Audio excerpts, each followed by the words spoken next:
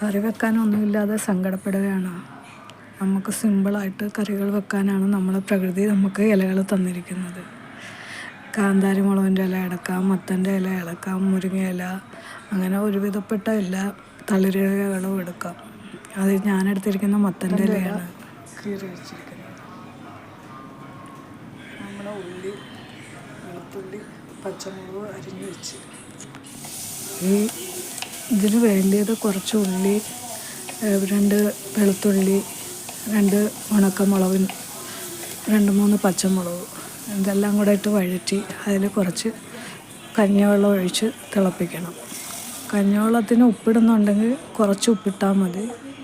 ഉപ്പിടാത്തവരാണെങ്കിൽ കുറച്ചും കൂടെ ആവശ്യത്തിനുള്ള ഉപ്പിടണം.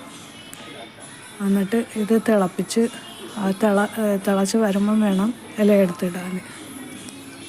ഇലയിട്ട് ഒരു 5-10 മിനിറ്റ് വേവിച്ചാൽ മതി. അപ്പോൾ ഇല വേവും. അത് ഒരേ ഇലയ്ക്ക് വേവാം. മത്തൻ്റെ ഇലയ്ക്ക് ഇച്ചിരി വേവുള്ളത് കൊണ്ടാണ് 10 മിനിറ്റ് ഇട്ട് വേവിക്കാൻ പോകുന്നത്.